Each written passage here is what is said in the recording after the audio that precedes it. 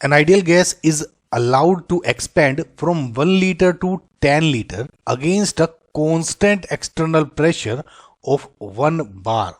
The work done in kilojoule is. Now guys, वैसे तो question आसान है बहुत, लेकिन कुछ बेसिक्स हमें पता होने चाहिए क्योंकि हम क्वेश्चंस प्रैक्टिस कर रहे हैं। देखिए गाइज, जैसे हमने ये पढ़ा कि यहाँ पे लिखा है against a constant external pressure, जैसे ही मैंने ये देखा तो मुझे ये समझ में आ जाएगा कि ये एक इरिवर्सिबल प्रोसेस है। Now we know in thermodynamics हमारे पास दो तरह के प्रोसेस होते हैं, एक तो इरिवर्सिबल और एक होता है रिवर्सिबल, राइट। नाउ अब दोनों में फर्क क्या पड़ेगा कि मैं इन दोनों को अगर मैं डिफरेंशिएट ना करूं। देखिए गाइस, अगर ऊपरी तौर पे देखूं तो इरिवर्सिबल प्रोसेस थोड़ा फास्ट होता है देन रिवर्सिबल प्रोसेस, और जो इरिवर्सिबल प्रोसेस है उसमें जो एक तरह से ये बोले कि जो नेट फोर्स है किसी या नेट प्रेशर है किसी एक डायरेक्शन में है।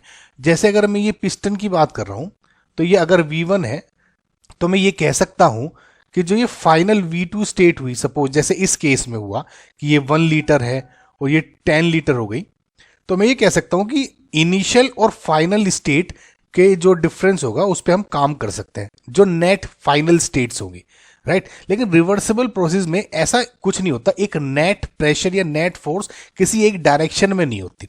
इसलिए जो रिवर्सिबल प्रोसेस है वो हम एक इन्फिनिटेसिमल सिस्टम के लिए करते हैं। मतलब आप ये मान के चलिए कि ये हम जैसे अगर पिस्टन जैसे यहां से यहां पे आई है तो हम इसमें ओवरऑल नहीं देखते, बल्कि हम एक मोमेंटली एक पॉइंट ले लेते हैं कि हम ये मान लेते हैं कि सपोज जो नेट चेंज आया प्रोसेस में वॉल्यूम में वो डीवी आया है।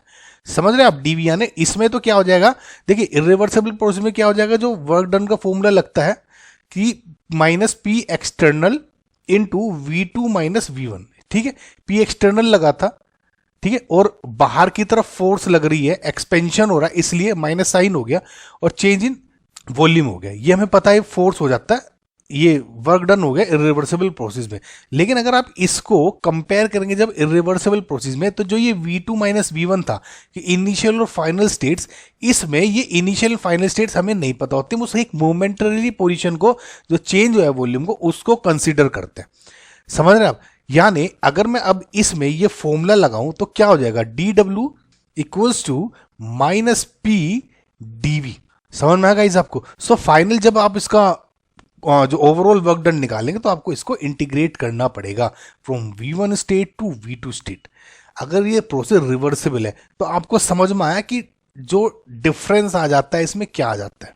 इसमें दो चार चीजें और होती हैं, वो हम अभी आगे क्वेश्चंस में पढ़ेंगे, लेकिन मैं आपको ये बताना चाह रहा था आपको कौन सा फॉर्मूला कब यूज करना है आपको ये पता होना चाहिए, ठीक है। समझ में आ गई आपको। अब देखिए फिलहाल क्योंकि इन्होंने कहा है कि कांस्टेंट एक्सटर्नल प्रेशर है ऑफ 1 बार, यानी एक प्रॉपर, अगर आपको देखिए कंफ्यूजन भी हो, अगर आपको ये लाइन लिखी आ जाती है कि कांस्टेंट एक्सटर्नल प्रेशर, तो इसका मतलब ये है कि ये इरिवर्सिबल प्रोसेस है। इसमें और भी चीजें होती हैं, जैसे जैसे आगे क्वेश्चंस करेंगे उसमें हम समझ लेंगे, ठीक है। सो अब क्या करना है, डायरेक्ट बस आपको वैल्यूज रखनी है। सो W क्या हो जाएगा, माइनस पी एक्सटर्नल क्या है 1 बार multiply by V2 minus V1। V2 क्या है final 10 litres minus 1 litre, okay. क्या हो गया, ये हो गया 9 लीटर बार। वर्क डन क्या हो गया 9 लीटर बार। अब इसको पूछना है आपको, आंसर जो फाइनल पूछा है वो किलो जूल में दिया हुआ है। इसके लिए आपको ये पता होना चाहिए कि जो 1 लीटर बार होता है work done is equals to 100 joules. ये अगर नहीं पता होती तो अब आप याद कर लीजिए, ओके। सो इसका मतलब ये क्या हो जाएगा, W equals to 9 into 100 joules, या बोलूं तो 900 जूल्स, लेकिन किलो जूल में पूछा है तो इसका मतलब डिवाइडेड बाई 1000 यानी 0.9 kJ। This is our final answer, okay. और विद माइनस साइन, ऑब्वियसली ये माइनस साइन था ना यहाँ पे, तो माइनस मैंने लिखा नहीं था गलती से, तो यहाँ माइनस साइन हो गया। ओके गाइज, आई होप आपको समझ में आया होगा ये क्वेश्चन। ऑप्शन जो सी है इज करेक्ट, बस आपको ये पता होना चाहिए कौन सा फॉर्मूला आपको कब लगाना है, राइट। सो नेक्स्ट क्वेश्चन देखते हैं। The difference between del H and del U, यानी ये जो क्वांटिटी है, when the combustion of 1 mole of heptane जो कि लिक्विड स्टेट में है, is carried out at a temperature T is equals to, यानी del H minus del U की वैल्यू आपको पूछी है जब आपने इस 1 मोल हेप्टेन को कंबशन कर दिया। नाउ गाइज, वैसे तो मैं बहुत वीडियोस में ये एक्सप्लेन कर चुका हूं, लेकिन इसमें भी जब भी कोई आप हाइड्रोकार्बन बर्न करते हैं या कोई हाइड्रोकार्बन का ऑक्सीडेशन करते हैं तो हमारे दो फिक्स प्रोडक्ट बनते हैं। देखिए, जैसे हेप्टेन है यानी C7H16 हेप्टेन हो गया, ये लिक्विड स्टेट में है। जब इसको आप ऑक्सीडेशन, ऑब्वियसली कंबशन में O2 होगा, O2 लेंगे राइट, और हीट कर दिया आपको, तो अब क्या होगा जब ये होता है तो जो ये दो पार्ट्स है इसके, कार्बन एंड हाइड्रोजन्स, दोनों का ऑक्साइड्स बन जाता है। ऑक्सीडेशन में जो ऑक्साइड्स है उसमें कन्वर्ट हो जाता है। जैसे हाइड्रोकार्बन है यानी C हो जाएगा CO2 में, और जो H है वो कन्वर्ट हो जाता है H2O में। राइट गाइज, समझ में आपको? यानी इसके अलावा कुछ और भी होता तब भी उसका ऑक्साइड बनते। जैसे मैंने आपको एक अगर आपने मेरी पीबलोक की वीडियोस देख रहे हैं तो उसमें मैंने ऐसे सिंपल आपको डाइबोरेन का भी बताया था कि जब आप B2H6 को बर्न करते हो तो उसमें भी ये क्या कन्वर्ट हो जाता है, B2O3 प्लस H2O में कन्वर्ट हो जाता है, यानी बोरोन का ऑक्साइड बन गया एंड हाइड्रोजन का ऑक्साइड बन गया। समझ आप? तो ये आपको याद होना चाहिए, इसमें कोई रिएक्शन कोई नहीं बताएगा। फिलहाल ये आपका हो गया। ना इसको आप बैलेंस कर ले। बैलेंस की मैंने एक ट्रिक बनाई हुई है, आपको देखना है उसको देख सकते हैं। मैं यहाँ डायरेक्ट लिख रहा हूँ, उसका लिंक जो ट्रिक का डिस्क्रिप्शन में दे दूंगा।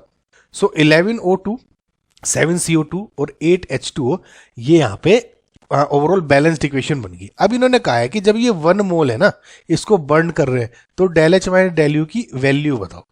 देखा, इस एक सिंपल फॉर्मूला होता है, del H equals to del U plus del N G R T. यहां पे del H minus del U जब आप कर लेंगे, जिसकी वैल्यू आपको पता करनी है, वो हो जाएगी del N G R T.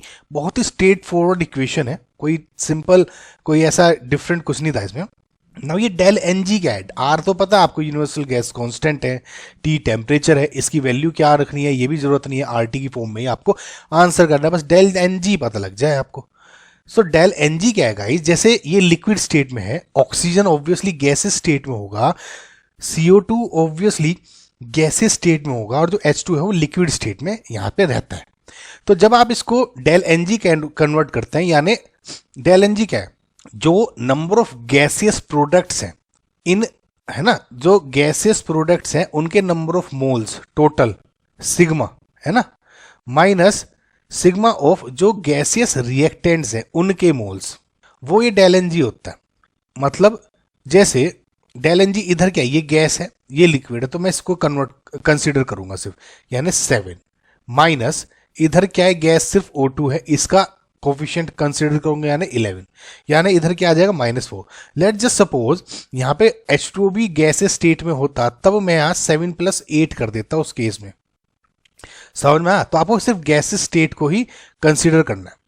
सो फिलहाल आपका यहाँ -4 आ गया डेल एन जी की वैल्यू, यानी -4RT। ये आपका हो गया फाइनल आंसर। आई होप गाइज आपको समझ में आएगा। Option A is your correct answer. So next question देखते हैं। A process will be spontaneous at all temperatures if. Now guys देखिए, जब भी आपको कोई प्रोसेस पे कंडीशंस दी हुई हैं कुछ कि आपका जो रिएक्शन है वो कराना है, तो अगर वे कंडीशंस फेवरेबल है उस रिएक्शन के लिए, तो हम कह देते हैं कि स्पॉन्टेनियस जो प्रोसेस हो गया। यानी जो आपने आप देखिए, एक तरह से आप ये मानिए, एक ये आपकी बिल्डिंग है ऊंची, मैंने कहा कि एक यहाँ पे ऑब्जेक्ट है, मैं खड़ा हूं यहाँ पे और ऑब्जेक्ट में ड्रॉप करने वाला हूं। तो अभी इस पे मैंने क्या क्या कंडीशन दे दी। इसका एक मास दे दिया कि हैवी मास है इसका काफी, सपोज 10 kg का दे दिया। यहाँ पे ग्रेविटी नीचे लग रही हुई है, मैं अर्थ पे ऊपर हूँ, ग्रेविटी है। विंड जो चल रही है वो इतनी नहीं विंड चल रही है कि इस 10 kg को उड़ा के ले जाए। सो अगर अब इन कंडीशंस में मैं इसको ड्रॉप करता हूं तो ऑब्वियसली नीचे जाएगा। तो यानी नीचे आना इसका ये एक स्पॉन्टेनियस प्रोसेस हो गया, प्रोवाइडेड है जो आपकी गिवन कंडीशंस है। सो जब भी कोई आपका प्रोसेस स्पॉन्टेनियस होना होगा तो जो गिव्स फ्री एनर्जी है चेंज डेल जी, वो हमेशा लेस देन 0 होता है। नाउ डेल जी का जो फॉर्मूला है वो क्या है? Del H minus T del S, ये होता है guys. Now depending upon temperature और जो आपका एंथैल्पी चेंज है और आपका जो एंट्रोपी चेंज है, ये डेल जी की वैल्यू वेरी कर सकती है। अगर डेल जी लेस देन 0 आता है तो हम कह सकते हैं स्पॉन्टेनियस है। ना अब इन्होंने कहा है कि ऑल टेम्परेचर पे स्पॉन्टेनियस होनी है, तो अब क्या होगा? देखिए मैं अब आपको एक टेबल दिखाता हूं, उस टेबल को आप थोड़ा सा याद कर लीजिएगा, आपको हल्की सी एक ट्रिक बता दूंगा, उसके अलावा फिर आपको कुछ सोचना नहीं है। और देखिए टेबल है ये, ओके। सो गाइज अब देखिए इसको आप कैसे याद रख सकते हैं इस टेबल को। देखिए इसमें क्या है, ऊपर मैंने डेल एच लिख दिया है, यानी जो डेल एच पॉजिटिव साइन है अगर डेल एच का, और या नेगेटिव साइन है डेल एच का। नेगेटिव साइन है तो मतलब del H is less than 0, और पॉजिटिव साइन है डेल एच का मतलब del H is greater than 0। Similarly इधर डेल एच का साइन पॉजिटिव है यानी del H is greater than 0, या डेल एच का साइन नेगेटिव है यानी del H is less than 0। ये अगर ये कंडीशंस है तो 4 तरह के ऑप्शंस बनते हैं। आप देखिए आपको कैसे याद करना है, प्लस माइनस यहां लिख लीजिए, इसके बाद यहां लिखिए spontaneous at all T, diagonally यहां लिख दीजिए non spontaneous at all T. यानी डेल एच अगर नेगेटिव है और डेल एच अगर पॉजिटिव है, समझ रहे, इस कॉलम में क्या है नेगेटिव और यहाँ पॉजिटिव है। डेल एच अगर नेगेटिव है और डेल एस अगर पॉजिटिव है तो ये जो इधर बैठ रहा है ना, ये कंबाइन हो रहा है, तो यानी स्पॉन्टेनियस होगी reaction at all T. Similarly अगर इसको देखेंगे, ये कहाँ कट रहा है यहाँ, तो यानी डेल एच अगर पॉजिटिव है और डेल एस अगर नेगेटिव है तो नॉन स्पॉन्टेनियस होगा एट ऑल टी। सिमिलरली यहाँ पे अगर डेल एच पॉजिटिव है और डेल एस पॉजिटिव है तो स्पॉन्टेनियस होगी reaction at high temperature, but non spontaneous होगी एट लो टेम्परेचर।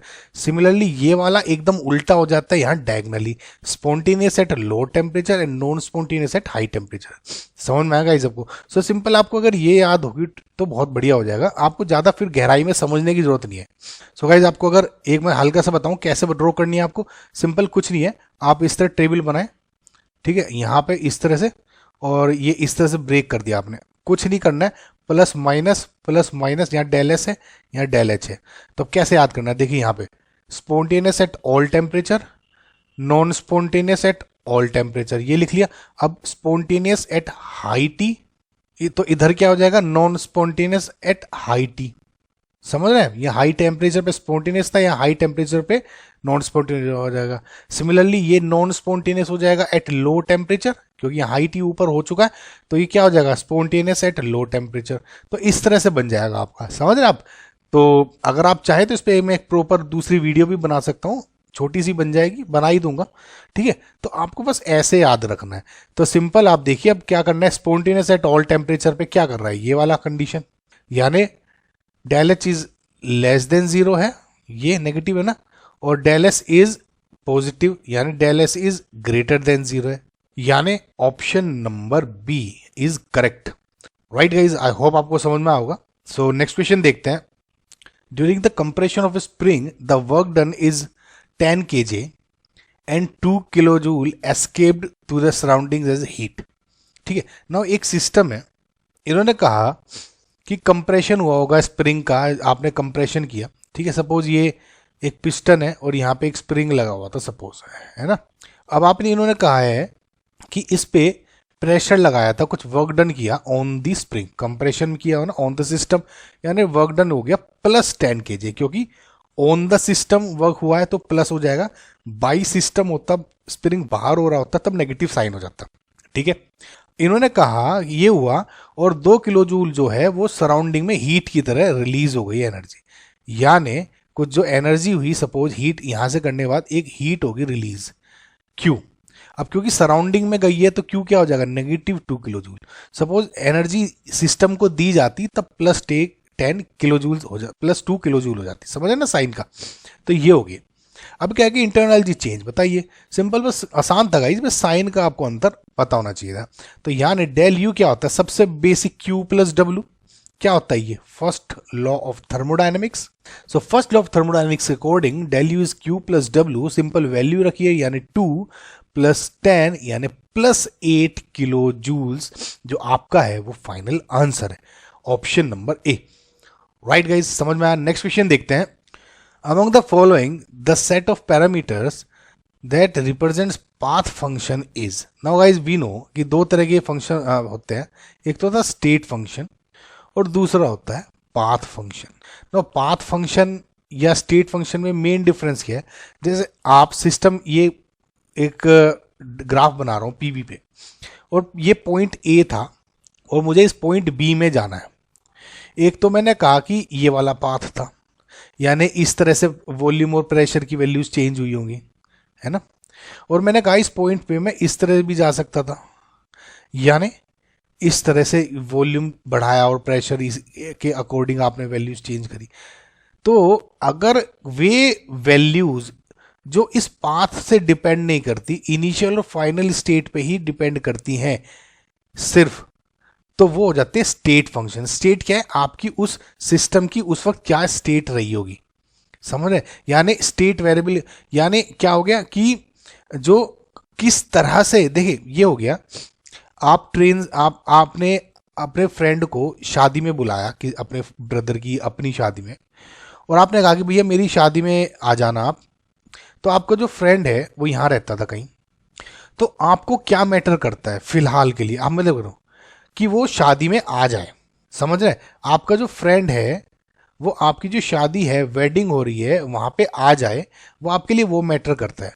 वो कैसे आ रहा है, बाई रोड आ रहा है कार से, बाई प्लेन आ रहा है, अब पैदल चल के आ रहा है, वॉक करके आ रहा है, या साइकिल चला के आ रहा है, फिलहाल आपको मतलब नहीं है। आपको ये मतलब है कि बस वो शादी में उस करेक्ट डेट पे प्रेजेंट हो जाए, समझ है। तो ये जो स्थिति है वो होगी स्टेट फंक्शन की। लेकिन अगर सपोज आपका फ्रेंड नहीं है, आपकी मम्मी है, मदर, ठीक है, उन्होंने आपको बुलाया, या आपके फादर हैं, उन्होंने आपको बुलाया कि भाई आराम से आ जाना, अपने कॉलेज से टाइम पे आ जाना, तो उनके लिए एक तरह से मैटर कर जाता है कि आप रोड से आ रहे हो, कार से आ रहे हो, साइकिल से आ रहे हो, पैदल आ रहे हो, समझ रहे हैं कि भाई प्लेन से ही आ जा, थोड़ा जल्दी आना है, पैसे लग जाएंगे, कोई दिक्कत नहीं। कभी कभी कहते हैं कि रोड खराब है, रोड से मत आना, ठीक है। तो नंबर ऑफ वेज है, या बाई ट्रेन आ जाना वो ज़्यादा बेटर रहेगा। तो जिन उनके लिए अगर पाथ किस तरह से आ रहे हैं आप, वो मैटर करता है, तो वो हो जाता है पाथ फंक्शन, समझ है। तो बहुत ही कॉमन एग्जाम्पल्स हैं जो आपके जो सिस्टम है उसकी स्टेट को डिफाइन करते हैं।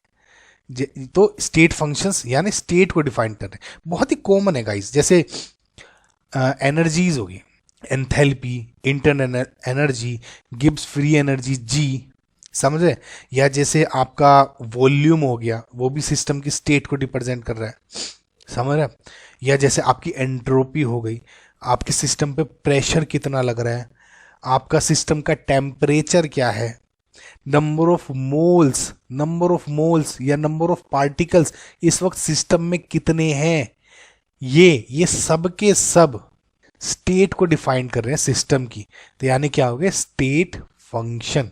या डेल यू, इनका चेंज भी हो जाता है, जैसे del H enthalpy change, del U internal energy change, समझ रहे हैं आप। तो ये सब क्या करते हैं, ये आपके स्टेट के फंक्शन को रिप्रेजेंट करते हैं।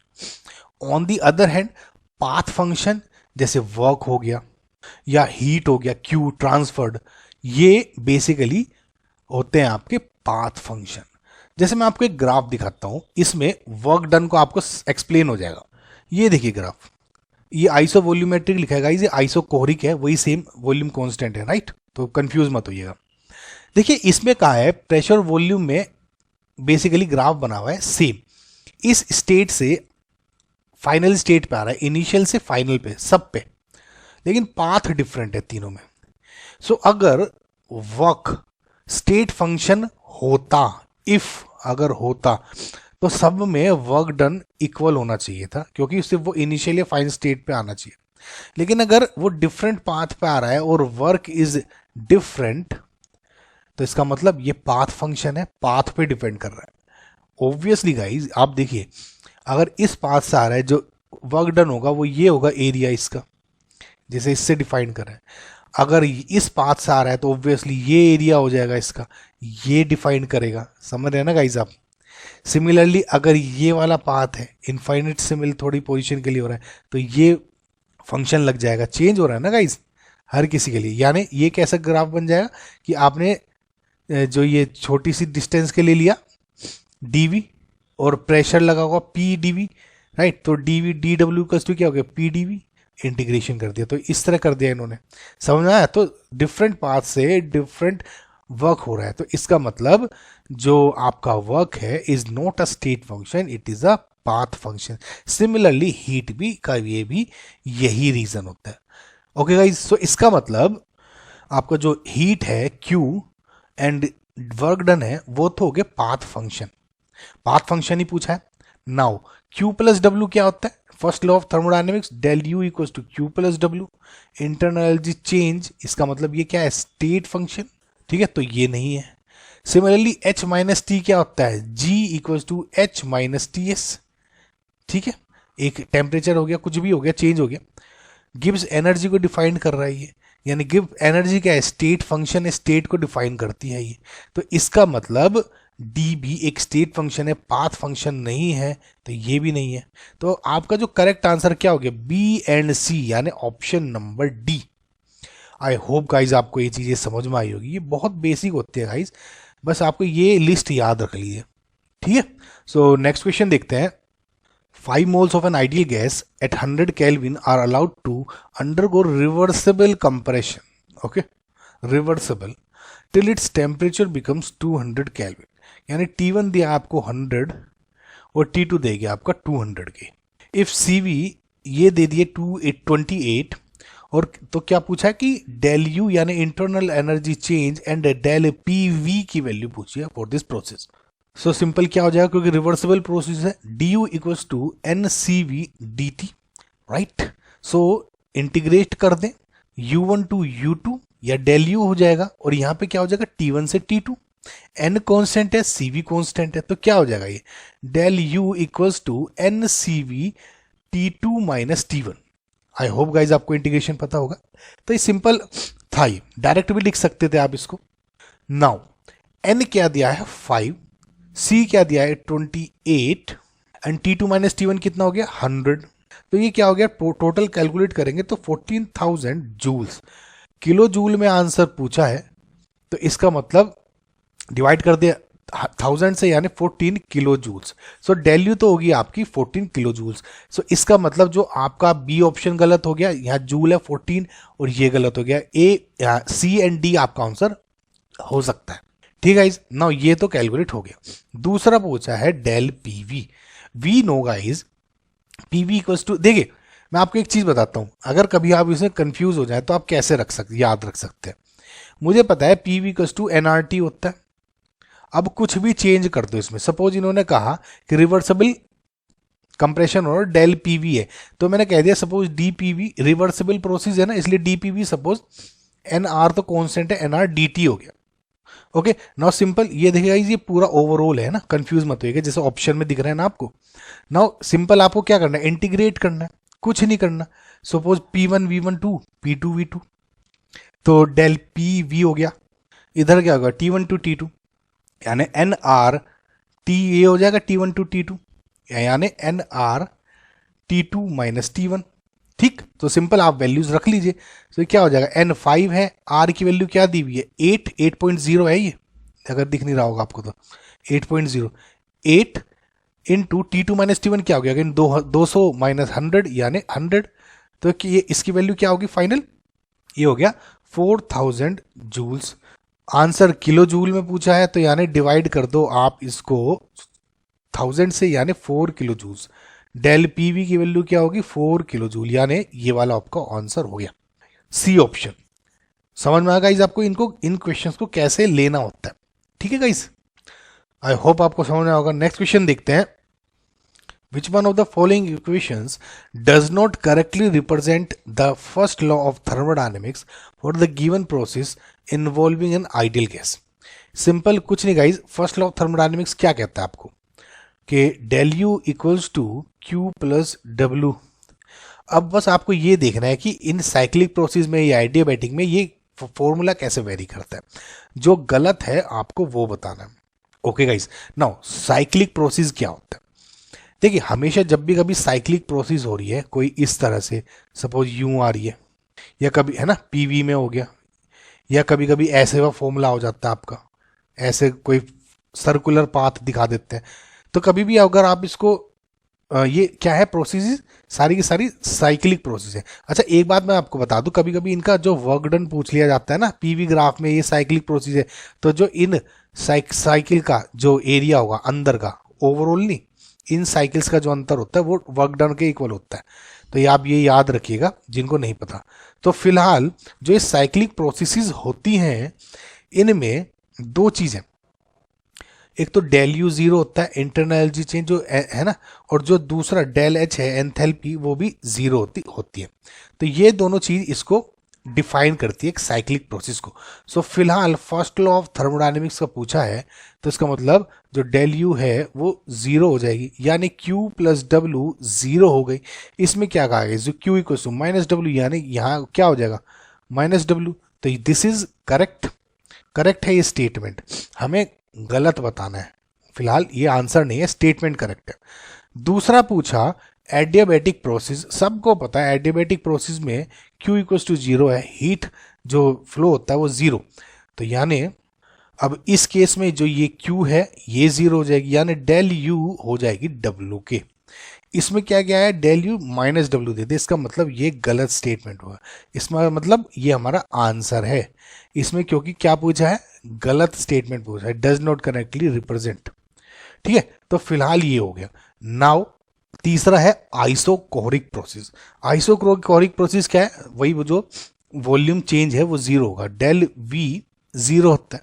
अगर डेल वी जीरो है यानी W equals to P del V में जो ये जीरो के जीरो हो जाएगा, वर्क डन जीरो हो जाता है आइसोकोरिक प्रोसेस में। इसका मतलब जो इस बार केस में क्या है, डब्ल्यू जीरो हो गया। सो इसमें क्या हो जाएगा, जो एनर्जी चेंज है इंटरनल एनर्जी चेंज वो हीट के इक्वल हो जाएगा, डेल क्यू के इक्वल। तो इसमें करेक्ट दिया हुआ है। ओके, नाउ लास्ट ऑप्शन है D isothermal process. Isothermal process में अगेन जो इंटरनल एनर्जी चेंज है डेल यू वो जीरो होता है, याद रखिएगा इसमें भी जीरो था लेकिन डेल एच भी जीरो था, इसमें डेल यू जीरो हो गया। तो अगेन क्या हो जाएगा, क्यू प्लस डब्ल्यू जीरो हो गया, यानी Q equals to minus W. तो this is a correct statement. Answer क्या है फाइनली, क्योंकि रोंग बताना था, एडियाबैटिक प्रोसेस वाला जो है एडियाबैटिक वो रोंग दिया हुआ था, तो हमारा correct answer is B. Okay, so next question देखते हैं। फॉर सिल्वर सीपी की वैल्यू दी हुई है ये, अब देखिए क्या है 23, सीपी क्या दिया हुआ है इन्होंने 23 प्लस 0.01 टी ये दिया हुआ है। If the temperature T of 3 mole of silver is raised from 300 kelvin to 1000 kelvin at 1 atm pressure, the value of del H will be. अब देखिए गाइस एक बात समझिए आप, इन्होंने इस टी की फॉर्म में दे दिया गया है वी नो। अब देखिए इन क्वेश्चन को आप कर कैसे सकते हैं, देखिए आपस में आप चेंज कर सकते हैं, आपको फाइनली क्वेश्चन ही सोल्व करना है। वी नो देखिए, अच्छा एक बात देखिए, हमें ये पता है del H equals to NCP del T होता है, चाहे इसमें रिवर्सिबल दिया हो चाहे ना दिया हो, लेकिन ये होता है ना del H equal to NCP del T. लेकिन क्योंकि इसमें टी वाली टी की फॉर्म में सीपी की वैल्यू दे दी है, अब इसको कैसे सोल्व करेंगे, अपने मैथ्स में बहुत बार क्वेश्चन सोल्व कर चुके हैं। अब इस फॉर्मूले को मैं इस फॉर्म में लिख लूंगा, D H equals to N C P D T, convert कर दिया। ये फाइनल चेंजेस के लिए था।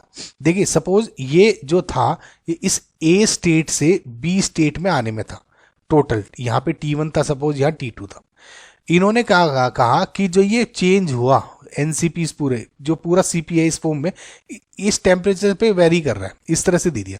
तो मैं कैसे यूज करूंगा, मैंने कहा कि चलो ठीक है, सपोज मैं इस छोटे से टेम्परेचर चेंज के लिए देख लेता हूँ dt इज है ना, उसके अकॉर्डिंग मैं ओवरऑल इंटीग्रेट कर दूंगा और आंसर ले आऊंगा। ठीक है, समझ में आपको कैसे, तो कंफ्यूज नहीं होना है, बस आपको ये देखना है कि किस तरह से आपको फॉर्मूले यूज करने हैं। तो बस आप इसमें कन्वर्ट कर ले, इंटीग्रेट कर दे, यहाँ हो गया H1 टू H2, यहाँ हो गया T1 टू T2, तो फाइनली क्या हो जाएगा, ये तो डेल एच हो गया, यहाँ पे क्या हो जाएगा n बाहर आ गया एंड T1 टू T2 हो गया। Cp की वैल्यू क्या आ गई है 23 प्लस 0.01 T, और ये पूरे में क्या हो गया dt हो गया।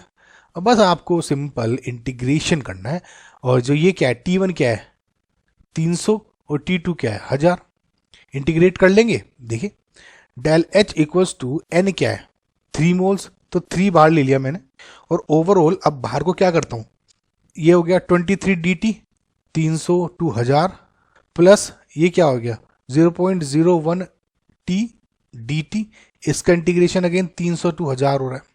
अब फाइनल इंटीग्रेट कर लेगा इसको 23 टी 302 1000 हो जाएगा। ओवरऑल 3 है बाहर, ये याद रखिएगा। और ये क्या होगा 0.01 टी है तो यानी टी स्क्वायर बाई 2 हो जाएगा 302,000। आई होप गाइज आपको ये बेसिक इंटीग्रेशन तो आता ही होगा, ठीक है। तो बस आपको वैल्यू 100 माइनस 300 ये 1000 माइनस 300 करके देखनी है। तो जो आपको फाइनल आंसर आ जाएगा वो कुछ इस तरह आएगा 61950 जूल्स के इक्वल। ओके, सो लगभग ये आपका, क्योंकि किलो जूल में आंसर पूछा है तो 61.950 के करीब आपका आंसर आ गया। तो अगर देखें तो रफली 62 kg ये आपका करेक्ट आंसर हो जाएगा, यानी option number A. I hope guys आपको समझ में आ गई। गाइज समझ में आ गया हो ना, ये क्या हो जाएगा 23 इंटू 1000 माइनस 300, ठीक है। और ये क्या हो जाएगा 0.01 इंटू 1000 का स्क्वायर बाई 2 माइनस 300 का स्क्वायर बाई 2, ओवरऑल में 3 से मल्टीप्लाई हो जाएगी, राइट। सो गाइज बस इसी तरह आपको कैलकुलेट करना है, 62 आंसर आ जाएगा। मेथड मैंने आपको बता दिया है।